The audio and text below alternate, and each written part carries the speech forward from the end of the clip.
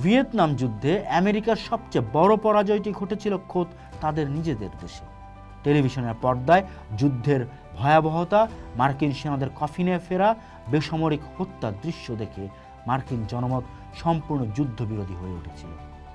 বর্তমান ডিজিটাল যুগে সেই চিত্র আরও ভয়াবহ।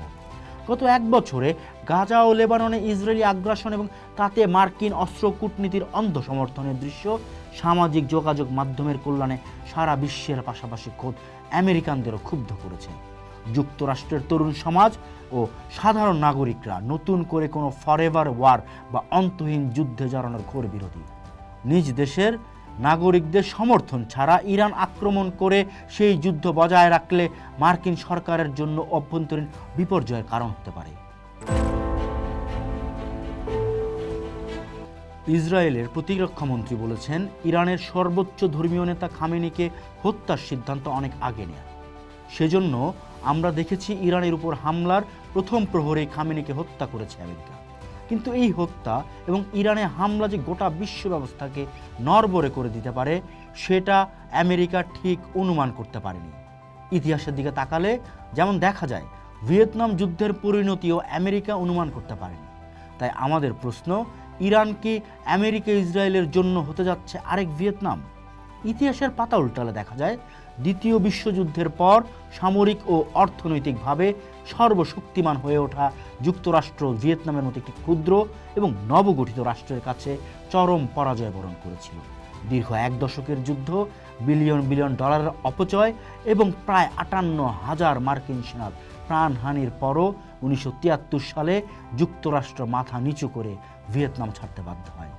আজ যখন ইসরায়েলকে সামনে রেখে আমেরিকা ইরানের সঙ্গে এক প্রত্যক্ষ সংঘাতে জড়ানোর ঝুঁকি নিচ্ছে, তখন ভিয়েতনাম যুদ্ধের সেই ৭টি কারণের আলোকে বর্তমান পরিস্থিতি বিশ্লেষণ করলে এক ভয়াবহ অশনি সংকেত স্পষ্ট হয়ে ওঠে আমেরিকার জন্য। প্রথমত, ভিয়েতনাম যুদ্ধে আমেরিকা পরাজয়ের অন্যতম প্রধান কারণ ছিল ভৌগোলিক দূরত্ব এবং বিশাল সামরিক ব্যয়ের ভার। ভিয়েতনামে ৫ লক্ষাধিক সেনা মোতায়েন করে আমেরিকার যে বিপুল অর্থনৈতিক ক্ষতি হয়েছিল, ইরানের ক্ষেত্রে তা হতে পারে বহুগুণ। ইরান কোনো সাধারণ মধ্যপ্রাচ্যের দেশ নয়।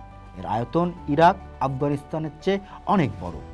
আধুনিক সমরাস্ত্রে সজ্জিত ইরানের বিরুদ্ধে দূরপাল্লার যুদ্ধ চালানো মার্কিন অর্থনীতির জন্য এক আত্মঘাতী সিদ্ধান্ত হতে পারে, বিশেষ করে এমন এক সময়ে যখন যুক্তরাষ্ট্রকে একই সঙ্গে ইউক্রেন ও তাইওয়ান ইস্যুতেও বিপুল অর্থ ও মনোযোগ ব্যয় করতে হচ্ছে। দ্বিতীয়ত, ভিয়েতনামের গহীন জঙ্গল যেমন মার্কিন বাহিনীর প্রচলিত যুদ্ধ কৌশলের জন্য অনুপযুক্ত ছিল, ইরানের ভৌগোলিক ও কৌশলগত অবস্থানও তেমনি এক দুর্ভেদ্য দুর্গ। ইরানের ভূপ্রকৃতি অত্যন্ত পাহাড়ি এবং তাদের সামরিক স্থাপনা ও পারমাণবিক কর্মসূচির বড় অংশে মাটির শত শত ফুট নিচে সুরক্ষিত। ভিয়েতকং গেরিলারা যেমন চোরাগুপ্ত হামলা চালিয়ে লাওস বা কম্বোডিয়া আশ্রয় নিত, তেমনি ইরান আজ লড়ছে তাদের অ্যাক্সিস অফ রেজিস্ট্যান্স বা প্রতিরোধ বলয়ের মাধ্যমে। লেবাননের হিজবুল্লাহ, ইয়েমেনের হুতি, ফিলিস্তিনের হামাস, ইরাক সিরিয়ার মিলিশিয়াদের কাজে লাগিয়ে ইরান পুরো মধ্যপ্রাচ্য জুড়ে যে প্রক্সি নেটওয়ার্ক তৈরি করেছে তা মার্কিন বাহিনীর জন্য এক গোলক ধাঁধার মতো। যে কোনো প্রচলিত সামরিক আক্রমণ এই অসম যুদ্ধে খেই হারিয়ে ফেলতে বাধ্য। তৃতীয়ত, ভিয়েতনাম যুদ্ধে আমেরিকার সবচেয়ে বড় পরাজয়টি ঘটেছিল খোদ তাদের নিজেদের দেশে। টেলিভিশনের পর্দায় যুদ্ধের ভয়াবহতা, মার্কিন সেনাদের কফিনে ফেরা, বেসামরিক হত্যার দৃশ্য দেখে মার্কিন জনমত সম্পূর্ণ যুদ্ধবিরোধী হয়ে উঠেছিল। বর্তমান ডিজিটাল যুগে সেই চিত্র আরও ভয়াবহ। গত এক বছরে গাজা ও লেবাননে ইসরায়েলি আগ্রাসন এবং তাতে মার্কিন অস্ত্র কূটনীতির অন্ধ সমর্থনের দৃশ্য সামাজিক যোগাযোগ মাধ্যমের কল্যাণে সারা বিশ্বের পাশাপাশি খোদ আমেরিকানদেরও ক্ষুব্ধ করেছে।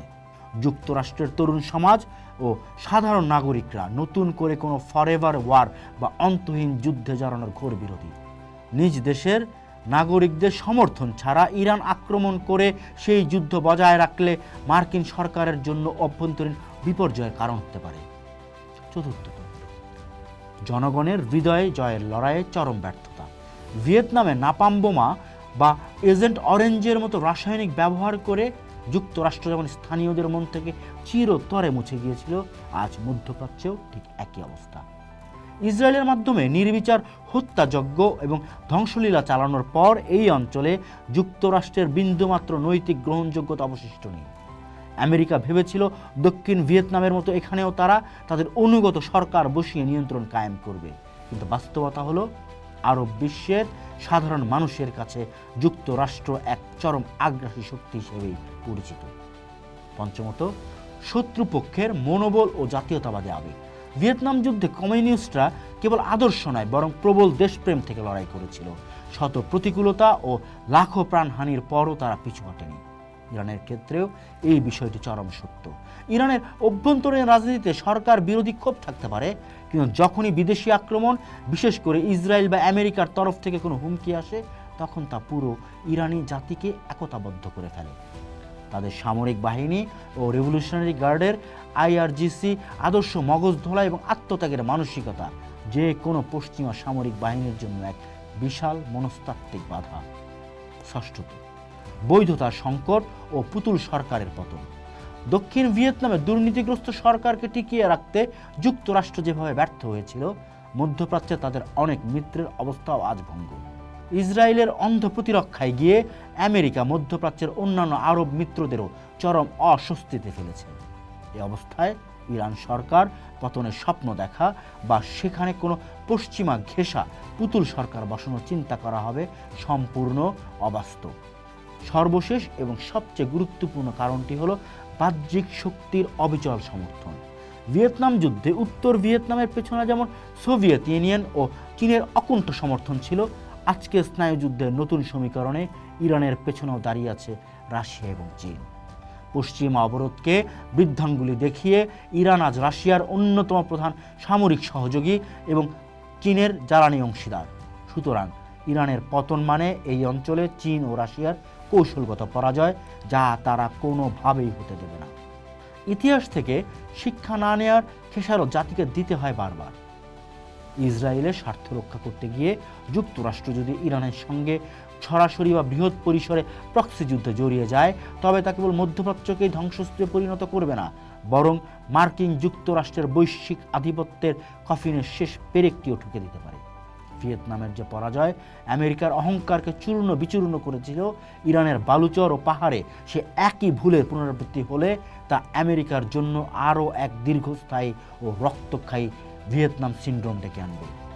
পরাশক্তিগুলোর উচিত সামরিক দাম্ভিকতা পরিহার করে কূটনৈতিক সমাধানের পথে হাঁটা, অন্যথায় ধ্বংসের এই দাবানল থেকে কারও নিস্তার মিলবে না। পোস্ট দেখুন, ভাবুন, করুন, থাকুন পোস্টের সাথে।